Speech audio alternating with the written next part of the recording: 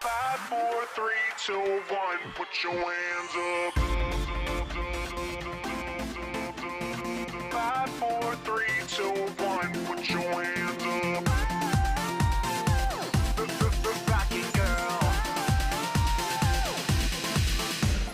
Dance if you wanna dance. Oh, we're taking off. No, we're taking off.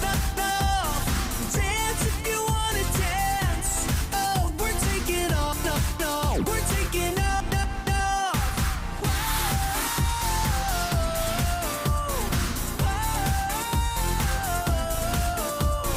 Dance if you wanna dance. Oh, we're taking off. No, we're taking off. Get off.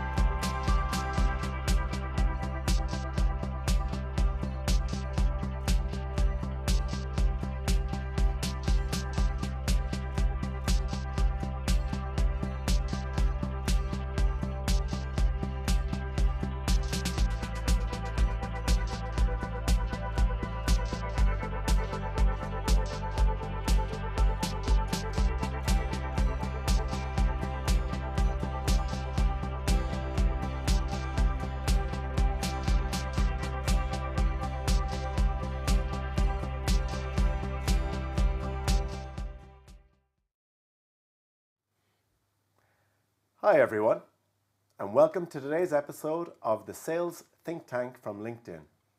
This is the show that brings you sales thought leadership from sales industry experts and the world's largest professional network. We're live here in London, just down the road from our London office, and we're absolutely thrilled that you've joined us.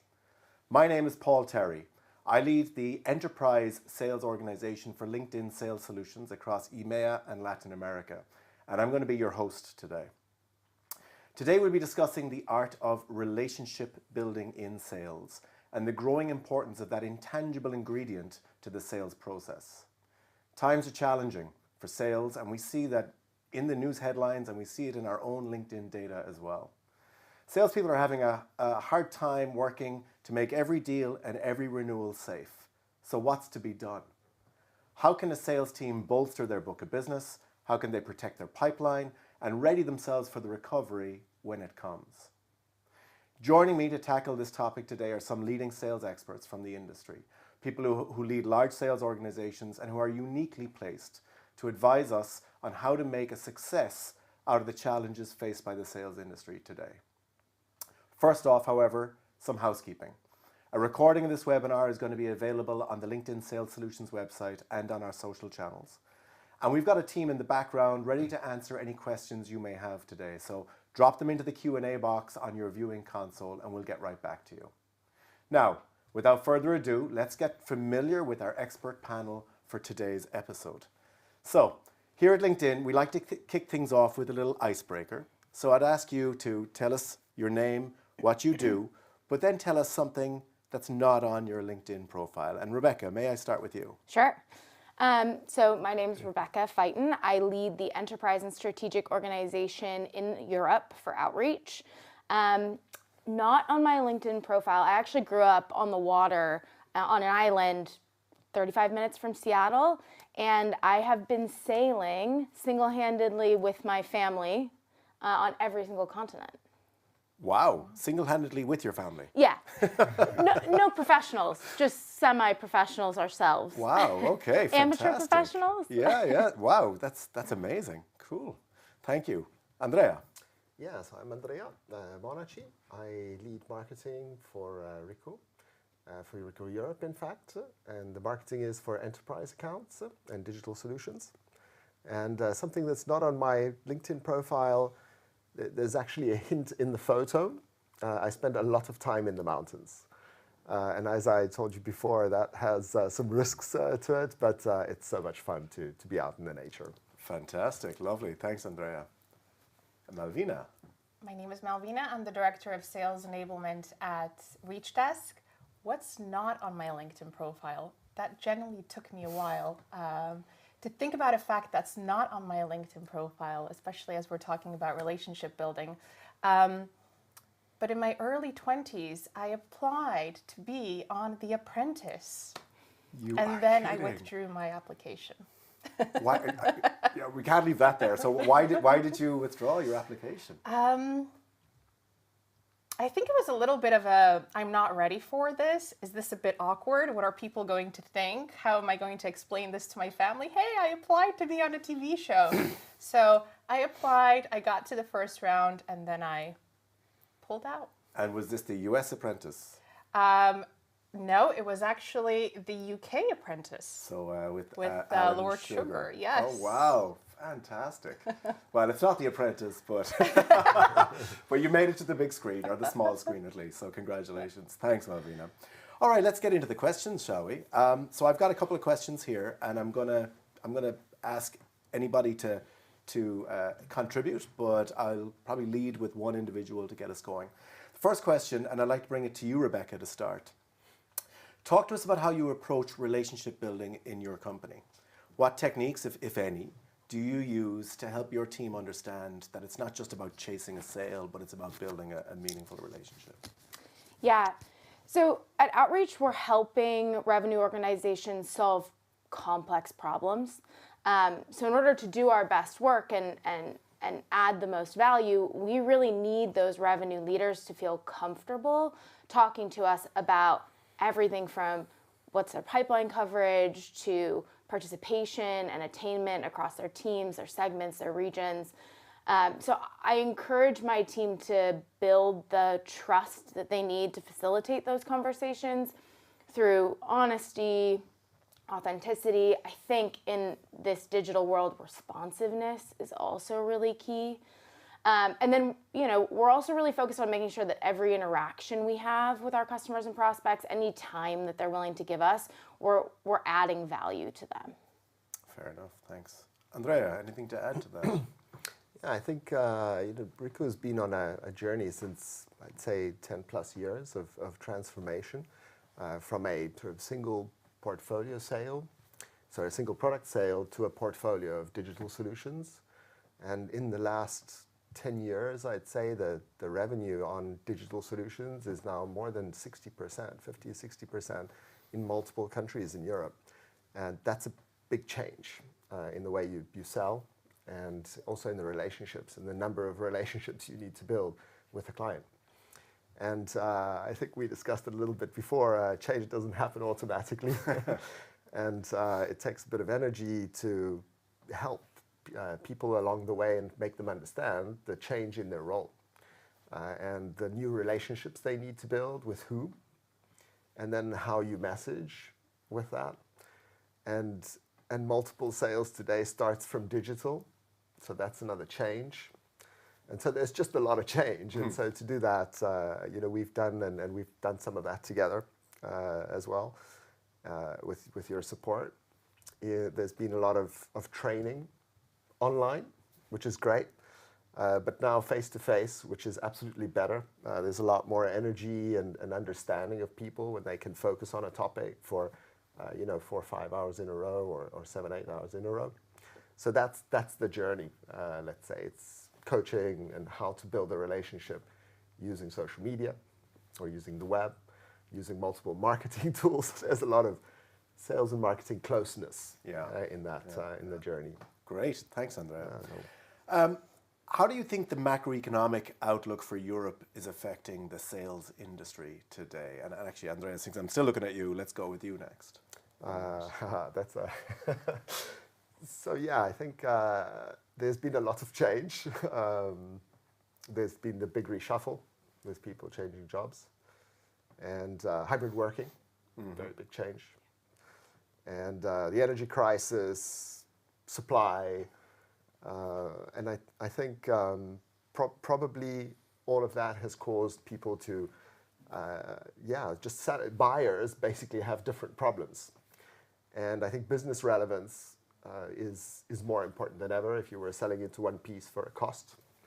I think today being relevant to a business is very important because things change so quickly. Yeah. And so that means that you need to work a little bit harder to be relevant to a company and understand. So it's what are the needs of the person, the needs of the function of the company. So I think that's a challenge to have the confidence to do that. But I think that would be the change. There's a lot more decisions being influenced, and we discussed that a little bit as well, right? Being influenced by the business, even if the budget sits in one place, but the decisions actually there's a bigger group of people. So yeah, I think that would be my sort of first. So understand that bigger group. Yeah, and have get the to understand insights. their individual. Yeah, the insights. And the insights. So how do you find the new decision makers? Yeah. How do you understand what is relevant for them? How do you know if they're interacting with something? How do you if you found one, who's the next one to go and visit? So I think having tools to do that is important. I love the concept of relevance. I think it's absolutely front and center to success for B2B salespeople today. Malvina, anything to add to that? Yeah, I think you touched on a lot of great points there. I think especially today, what differentiates an average seller to that amazing, spectacular seller and that amazing, spectacular sales process that we love and we hope we get each time is exactly that. It's that thought leadership. It's what can you share about the industry, about the market, about the trends? What are those icebergs or warning signs in the distance that maybe I'm not aware of yet as a buyer or as a company as a whole? I think sellers need to be really mindful of how do I balance that relationship with my buyers, but also combine it really with factual things about the industry. Not necessarily about my product, about my company, but the general playing field of what's happening out there. What are the trends? What should I look at? What should I look out for? Because ultimately, that's how you build that credibility and that trust, right? And we all say that people buy from people they know, relationships, they like, and they trust. So that credibility aspect is extremely important. Great, yeah, absolutely. 20 plus years ago, I had a marketing director who taught me that every time you speak to a client, you should bring them something of value. You should tell them something they don't know about their business, their industry, their competitors. Yeah, just helping them every time that they left that room and said, that was worthwhile. Yeah, that's a great advice. So we know that having the right information on buyers is absolutely critical. Generally speaking, what are the pieces of information or insight that you want your salespeople to know about your buyers before going into a call, and where do they find that kind of insight? And I'll go with you, Malvina, if I may. Absolutely. I think from the standpoint of enablement as a whole, that preparation piece for any seller is so important. You cannot go to a meeting unprepared. You need to know the industry, know what's happening, know what are the trends, know the information about the company that you're speaking to. Was there a recent round of funding? Have they recently done layoffs, right? Have they hired potentially a new VP of sales? Really understanding the industry, the company, and then down to that individual that you're speaking with. And it could be, small things like what are their interests? What are their hobbies?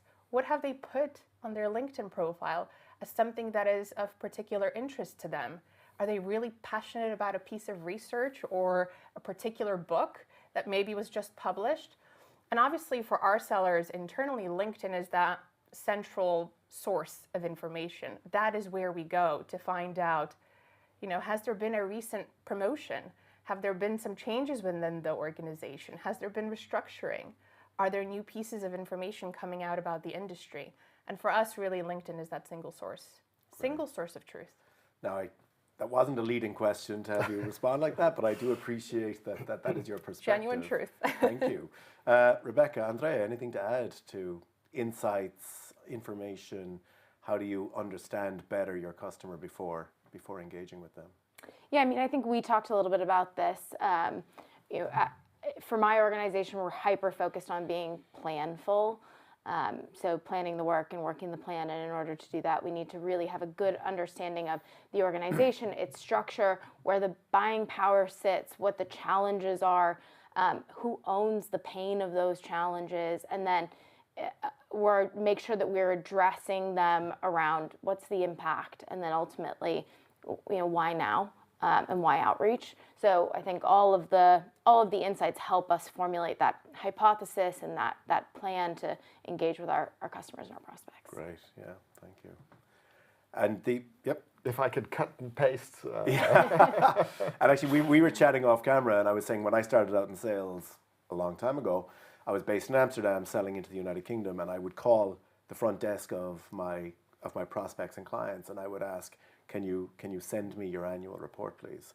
And a week later, a brown envelope would arrive at my desk, and inside was an annual report. And then I would read the annual report, and I'd be lying if I said I read it from cover to cover. But for sure, I read the chairman's letter, and I read the financial statements, and I looked for those big things that were important for the company. I didn't have a LinkedIn platform at that time that I could go to research the individuals. There were very few places you could understand more about the individual. Yeah. But the company, there was no excuse for not knowing as much as you could know about the company. But that's a good point, Paul, and maybe it's provocative, but there are moments where we do an RFP, of course, in answer for a customer request for proposal or for information. And very often, sometimes what happens is there is, a response of 100 slides to an RFP. And in fact, I'm being now a little bit provocative, of course, but just to stress the concept, how many slides are about the customer or about the company that you're selling to? And it is, I think, a very important point, when in the process of an RFP to really spend a lot of time on what the customer actually wants. And that's a simple thing to do, let's say, but cultural. And that's, one of the things that, as you mentioned, is all about planning, finding the right people, understanding the buyer's needs, making sure you've checked them on LinkedIn, make sure that you've seen the annual report. It doesn't take overall a lot of time, but the first time it's very difficult because you don't know what to look for. Yeah. So there you go. That's great. Thank you. Just to build on your... That was, great building. Thank you for that. Actually, and staying on the topic of information and data and software and capabilities, we've seen rapid developments in the space of artificial intelligence. Most recently, of course, the launch of ChatGPT. Can artificial intelligence and platforms like this, can they ever replicate or emulate or replace these deep relationships that one needs to have in order to be successful? Or what role can they play if they're not going to replace them? What role can they play in augmenting those relationships? Where do we get to use ChatGPT in sales? And I will go with Andrea. So I'm going to take out my crystal ball. Yeah. I mean, I'm sure, Satya Nadella has really tackled this topic with ChatGPT and also the whole Google, where I think that's the place to start. So when you're searching for something today, I'd say that's probably between the web and Google are more than 60% of where the buyer's journey starts, depending, of course, on the industry. It might even be much more than that. And so it does make a very big difference if you can talk to someone new or a new tool and ask a more complex question than getting a list of links to look at and study, etc. And then, of course, comes the question of, is it relevant or not? Because it sounds very relevant, but maybe it's not precise. But it will certainly have an impact. Because if you ask a question, who sells the best workplace solution in Europe? How do you as a company, how will you be part of that answer? It's a very important topic. Yeah. So it will have an impact for sure. That's one of the point. Or on the other side, when I'm selling to somebody, is there a companion that can help me write a first message? Or automate my outreach and understand where my customer is in the journey, sort of be my best friend at work, working with me. So I think it's possible that it will have an impact. Also to optimize multiple things and make them more efficient. However, I do believe that since technology at the end of the day is looking at many things that have worked in the past, some of those things will be wrong. So, because they're just not relevant for that person, or there's not enough relevance in the statistics or whatever. So I think it will have an impact, and working with technology always makes an impact. Yeah, for sure. Right. Any other thoughts, Malvina? I sure wish I had ChatGPT when I was in university starting to write an essay, and I had that writer's block, right, where I couldn't get that first sentence through the line. But once you have that first sentence going, things start flowing more naturally. I think if we look at AI and ChatGPT just as an example, we have to remember it's not going to do the thinking for you. It's not going to do the relationship building for you. But what it can do is maybe make you a little bit more successful, maybe give you information potentially in a format that's a little bit more accessible. You can probably, if you're speaking with a customer in an industry that, hey, you have no idea about, what are the trends in manufacturing? What is happening in advertising? Here are the top 10 things that you should know. As a seller, I would say, hey, I feel quite prepared going into that meeting. So I think when it comes to any new tech, I always take it with a little bit of a pinch of salt. I don't think it will fully replace things, but it can make you a little bit more successful. It can make you a little bit more impactful, but you have to know when to use it. Do I think suddenly, potentially a sales organization is thinking, great, ChatGPT is going to write all of our outreach emails. What is going to be the success rate of that? We talk about relationship building. We talk about personalization. AI isn't necessarily going to do that for you. You still need that human touch. I think the one piece that maybe hasn't been mentioned around AI is how we can leverage it, not just at the frontline sales level, but actually at the leadership level around understanding sentiment analysis. Is our go-to-market messaging resonating with the personas that we're targeting? Is it effective? Is it impactful? And then from a coaching perspective, and you talked a lot about coaching, Andrea, how can we use AI to understand where we should probably dig deeper with our teams, where they might need help in overcoming objections, or in highlighting specific industries where maybe we're generating more interest than we thought we would? Yeah. That's a great one. So the insights, you're right. Yeah. So exactly. If you sold a piece, but you haven't sold this piece, which someone else has. Yeah. Exactly. So advice, correct. Yeah, for sure. And certainly, I'm watching and I'm hearing from salespeople who are experimenting with ChatGPT, I think, at the moment. And what they're telling me is that it provides kind of an opening hypothesis. To your point, Malvina, it doesn't, it's not that they cut and paste and go, okay, Mr. or Mrs. Client, this is your problem. But it gives them an opening hypothesis, and it gives them that they can then explore and customize and build. And the term that I'm hearing used a couple of times is that AI is becoming kind of a co-pilot to the sales professional. And I think that's a lovely way of thinking of it, actually, that they're not flying the plane, but they're there to help if need be. And it can really help the salesperson, but I believe it can also help the buyer as well. Because anything that gets us away from that age-old question, one of my pet hates, what keeps you awake at night, as a sales question, that's a good thing. If we can really consign that to the history books, then happy days. The $10 billion Microsoft put into ChatGPT would be worth a lot of money. Just for that one question. It's a lot of money. Cool. Well, actually, we talked earlier about the circle of buyers and identifying the right people. There's a term we use at LinkedIn called the buying committee. And our research tells us that the buying committee is becoming bigger and bigger. It continues to increase in size. At the moment, we're seeing somewhere between 6 to 10, depending on how simple or complex the organization is. So that means that for a salesperson who many years ago might have sold to one buyer, now needs to sell to 6 to 10 or more. So why do we think these committees are getting so complex? Why is it getting so convoluted to make a decision within a client organization today? Andrea, any thoughts from you? I think we mentioned it a little bit before, of all the changes. To be more relevant, you need to, let's say, be closer to multiple people, because the customers are built that way. And so the decisions are not taken in isolation in a cost center anymore, but as we were mentioning between us, also tools, you don't buy a tool for the sake of buying a tool anymore. It needs to work for me, it needs to work for another function, it needs to cross the organization. So more people are involved in, does this really make an impact? And so I think that makes the number of people higher.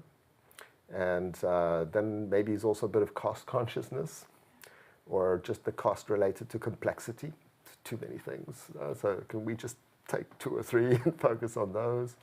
So yeah, I think that's the reason for so many decision makers, and our research is very similar. Yeah.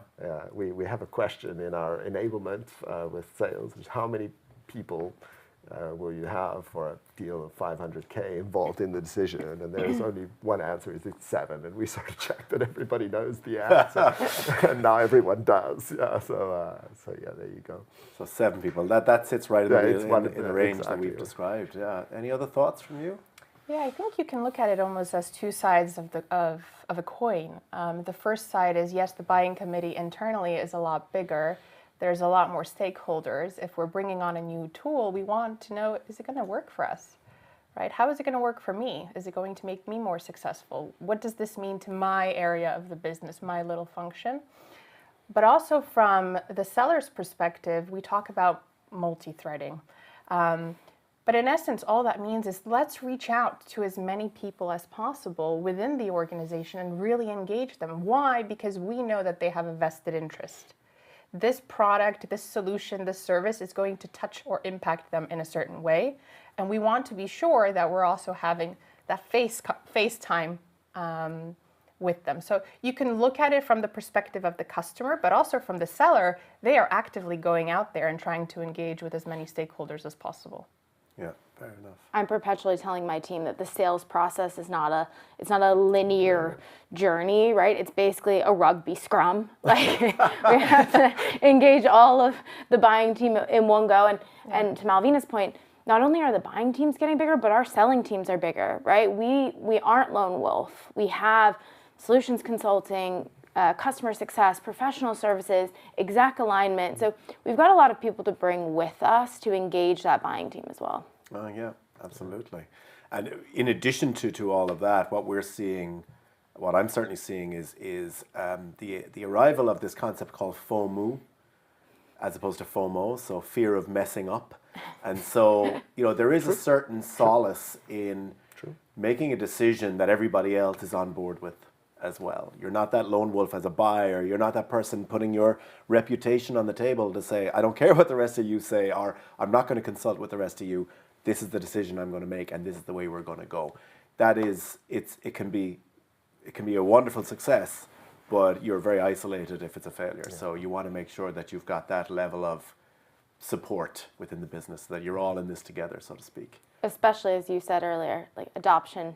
Technology doesn't adopt itself. Yeah, exactly. So you want more people in the tent with you to help you drive that adoption and that change management. Absolutely right. Yeah, and actually, I'm going to stay with you, Rebecca, because you mentioned earlier that you moved to London during the pandemic, which must have been a crisis in itself, right? As you said, all of those things were suddenly off limits. But since the pandemic has eased, what do you see in terms of changing client expectations? How have buyers changed their expectations of us as sales professionals throughout and since the pandemic? Yeah, so I think there's probably 2 things that jump out to me. The first is that I think buyers are a lot more comfortable with digital processes and engagements. They're comfortable on Zoom, they're comfortable leveraging technology to drive kind of mutual action planning, but with that comes an expectation around responsiveness. So when we were all sitting at home on our sofas, it was very easy to respond to emails at all hours of the day and night, and people became really comfortable with that. So if it takes 24 hours to get a response to an email, I feel irritated by that. And so I think that expectation has changed. And then, Andrea mentioned there's a lot more learning at the beginning of the buying process, right? We don't need to drive as much awareness around technology. People are getting to kind of top of funnel on their own. And by the time they get there, they probably know exactly what their problem is or what they think their problem is. And they also have shortlisted some solutions to that problem. But what they still expect is to be led through a very clear buying cycle. So we do that through both MEDPIC as a framework, and then we actually leverage our technology to help drive observability and accountability to that framework, so that we know, all the investment in learning and coaching around here's what the buying process should be, so that our customers enjoy buying our technology. Are we actually doing it? And what's working well, and where's the room for improvement? Great, thank you. Yeah, we've actually done. Sorry, I didn't want to. No, jump in, please. We did some research on this topic, and in fact, it looks like I think I remember some numbers. Between 60 and 80% of clients start their buying journey in digital, completely. In fact, it's probably even more in certain industries. Yeah. But even on complex products, it's completely hybrid. So you'll have a lot of offline, a lot of self-service. Mm-hmm. And the face-to-face, when you get to the face-to-face, the expectation is much higher.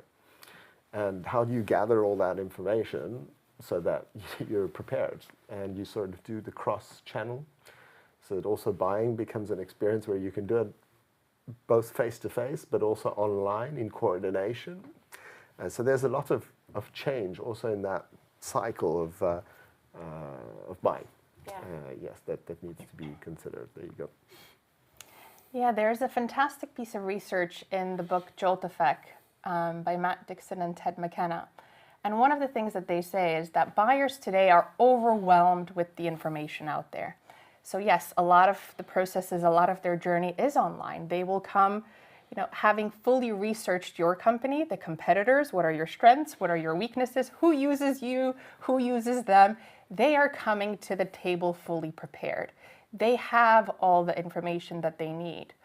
But where things get tricky for buyers is, how do I make sense of all the information that I have? I feel overwhelmed. So one of the stats or the pieces of research within Jolt Effect says that sellers are a lot more successful if they are able to make a recommendation to the buyer. Irrespective whether you choose me or someone else, here are the top 5 things you have to consider when making this decision, right? And this is when we go back talking about relationships. Relationships are so important because I will take that recommendation most likely from you if I trust you, if you're credible, right? If we have that baseline. But sellers who are able to recommend and make sense of all the information out there are a lot more successful than those that just present more options, because it gets a lot more overwhelming for the buyer. So it's the second time today already I've heard about the Jolt Effect. A colleague of mine recommended it on LinkedIn just this morning, actually. So yeah. Now I really have to go and read that book. That's it's not a plug. Not a plug. You didn't write the book. I did not. It's not a ghost name. Okay, good to know. And actually, our research would tell us that salespeople are only getting 5% of the buying journey today. They're only, so to your point that there's a hybrid even for complex solutions. If you're only present in the decision-making process for 5% of the time, it's a huge ask. You have to be excellent. Yeah, exactly. You have to be excellent for every interaction and engagement that you have with There's no room for error. Yeah. Another thing that I did not mention, but maybe it is actually very important because it changed a lot in the last years, is it's not just the web and search, which is a lot. Yeah, so 60 to 80% starts from that area. But in fact, a lot of customers, in their building a relationship with a supplier, they actually use between 30 and 40%. So it's a really big chunk, and it's improved a lot. LinkedIn. And it's the profile of the person, it's the company profile, it's what's been posted by the company. So there's actually, and that's fairly new, in the last 4 or 5 years, it's changed, increased a lot. So you've done a very good job with that as a platform, no, but it's very relevant. So social has become very relevant for decision makers. I don't know if you have the same in your industries, but it's very relevant. It's a trend, and therefore we're investing in that area because it's a new sales tool. In fact, it's just it's an additional channel that it cannot be ignored. The engagement, you prompted a thought in my mind. There's a data point that says a member on LinkedIn is something like 85% more likely to accept an in-mail if they have viewed your profile in advance. Yes. So how do you get somebody to view your profile in advance? Well, you engage with them Engage. generally, right? So I always tell our customers, you got to earn the right to have a commercial conversation. You can't just reach out and say, hey, let's talk business. So engaging with their content, liking their content, commenting on their content, challenging them if you disagree with them, sharing their content, that's a great way to be on their radar. And then if they've viewed your profile, and if it's a profile that is, as you said, is up to scratch, then they're nearly twice as likely to accept your email. So that pre-work is absolutely very critical. relevant. You don't just show up and say, let's talk business. Yeah. Possibly our last question, because of time, our research also tells us that 3/4 of sales professionals have said that they've either lost a deal or they've had a deal delayed because of changes in the buying committee, a buyer leaving the business, a decision maker changing role. I think that's on the growth side, because what we're seeing is more and more decision makers are changing more and more rapidly. How do you mitigate for that kind of change? How do you insulate yourself against those risks, Rebecca? I mean, Malvina brought it up, but I think it's just that rigor around multi-threading and ensuring that we know who the buying team is. So at most organizations, at least in the enterprise space that my team focuses on, there's probably actually only one person who can give you a definitive yes. A lot of people can say no. So making sure that we understand the value of the solution that we're putting together for that person that can say yes, and then we are engaged with all of the influencers and potentially impacted personas around that project is really important. And it not only mitigates our risk here, but it also really helps us understand the timeline and control the timeline of our cycles. So as we think about forecast accuracy and all of the things that matter, to our shareholders and our board, it adds value for us there too. Yeah, absolutely. The other thing that I will add to that is we often talk about having a champion, that one individual. And I think we are at this point now where we're not talking about just one person. We need to have multiple champions throughout that buying journey or that sales journey. Also, if we're speaking about multiple stakeholders in that buying committee, which is now 7 to 11 people, we need to be able to equip our champions, more than one person, to be able to rally on our behalf internally. Make sure that they are prepared to answer all of the questions that their colleagues and other stakeholders are going to be asking them. So I think from a seller's perspective, let's create many champions. Let's not stop with one. And really continue, to your point, multi-threading within the organization. Yeah, and for sure, by the way, there's a flip side to people leaving their roles and starting in new companies or new departments or new divisions. If they are one of those champions, it could be an open door upon which you can push. How do you, in your businesses today, how do you capitalize on that? How do you track that, and how do you jump on those opportunities? Yeah, absolutely. So within ReachDesk, and obviously ReachDesk is a direct mail and gifting platform, but utilizing LinkedIn, the minute that we see that someone has changed jobs or has been promoted, that is the perfect time for us to reach out to them and have that initial conversation.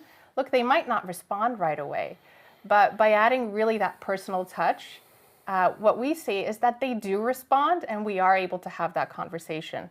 So I think staying on top of champions moving, decision makers changing roles, internal promotions is super important, especially when we talk about relationship building. Acknowledge that things are changing. Be present, be mindful of your surroundings, because ultimately those individuals are going to remember you. They're going to remember that you're that person that reached out to congratulate them genuinely, not not an automated message, right? But it's a With an genuine message. Yeah. Yeah. And do it without an ask. There's no ask. I'm just reaching out to congratulate you on your new role. I'm reaching out to congratulate you on your promotion. No ask. It's as simple as that. The other conversations, of course, will follow after. Yeah. I have a small story. Please. But I don't know if we have the time. We but do, It's a real absolutely. story. That would suggest everything we've said here so far isn't real. No, absolutely, it's a real meaning. It's a case. Let's say one single case with an account that I know well and I work with, and he had a case where, out of 5 key decision makers that he had for a deal, 4 of them changed, and of course the deal was delayed. That's of course council delayed. Who knows? And so, you can have 2 reactions as a sales manager to that. First is, okay, very bad, so we're not going to get the revenue. But the other is, in the role of the account, is also building the relationship. And what this account manager did, is he had a very strong relationship with multiple people. And he started rebuilding out the relationships. He reached out to more senior stakeholders, found a new team. Since they were not aware of what was going on because they had changed, he made sure that he asked them if they understood the impact of what we were going to do. And he had that documented, brought back, and it created a new sales cycle. And I think building out that type of relationship is very heavy work. It's the job of an account. Yeah. It's heavy lifting, for sure. But I think being able to do that is the key to successful sales. And I think one of the statistics, we've probably read the same report, Paul, is that actually really good salespeople spend a lot more time planning than selling. So a little bit less selling, a little bit more planning and engaging teams. And this was a real example where it actually worked. So there you go. And a great it actually example. happens. Absolutely. Indeed. We were chatting earlier that the deep sales report that we had been reading states that sales reps who are top performers, and that's 150% or above of their annual targets, they're actually spending 10% less time selling than their average performing peers. And that 10% they're dedicating to research, to understanding, to forming hypotheses, testing those hypotheses before they go and account reach out. planning. And account planning, exactly. So sharpening that axe before they're cutting down the tree. So absolutely. And to your point, actually, on those job changes, another data point that we have at LinkedIn, because we have a lot of data, tells us that the in-mail acceptance rate of a member more than doubles if they've changed jobs in the last 90 days. So they are more open to, they're more open-minded. And if you think about it, it makes sense. They're brought in potentially to a new role, they're brought in to make change, to drive something different, to bring a new idea. So they're more open-minded. They haven't set their plans, locked them in, and now they're on that path, and they will not be moved from those. They're ready to have a conversation about something different. So those in-mail acceptance rates reflect that open mind. So it's a really good time to engage and to reach out to customers and prospects as well. One last question for you all, and it's a kind of it's a broad question, so I don't know if you'll get to very specific answers. But when you think about customer health within your teams, your sales teams, how do your sales teams think about or measure the health of a relationship with their customer? Are there any metrics that you rely upon? So at Outreach, we're able to actually track the personas that we've engaged and the amount of engagement across those personas, from everything, calls, texts, emails, LinkedIn engagement. Are they posting, sharing, commenting? Are they accepting in-mails? Even in-person events, so calendared meeting invites. So we would look at that holistically to try to understand, do we have good penetration of who we think the buying team should be in these accounts? And especially with large selling teams or account management teams, who on our side is driving the majority of that engagement? All right. Yeah, it's very similar. Maybe the only addition for large accounts is the account planning.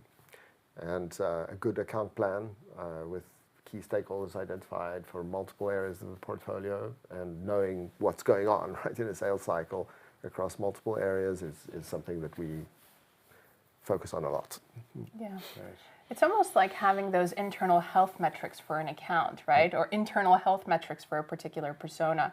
I think to Rebecca's point, we obviously look at all of the similar metrics, similar KPIs. I think it's difficult to nail that one particular thing we should be looking at when it comes to the health of a customer, right? But if you look at engagement, how frequently they reply, are they responsive? Are they interacting with your content? If you release a new piece of content, are they reading it? Are they consuming it? And obviously there's loads of tools out there, LinkedIn being one of them, that give you those insights, so you're not necessarily just throwing darts in the dark, right? If we do share a piece of collateral, you do have that insight whether it has actually been looked at and engaged with. So it's multiple things, and again, it's being present in the moment, and it's looking at all those small indicators that ultimately give you that full picture. Great, lovely. I think that's a great way to wrap it up as well, because that's all we have time for today. So we're going to close it out. I'd like to thank all of my guests for taking part in our show and for sharing with us their experiences. And to you, our audience, for joining. We hope you've got a few useful takeaways from our discussion, and we hope to see you again on another episode of the LinkedIn Sales Think Tank. Remember, you can still ask us any last-minute questions in the Q&A box. Drop in your questions and we'll respond. We've got loads of useful sales resources available on our website, and you can even follow us on the LinkedIn Sales Solutions blog. So long for now.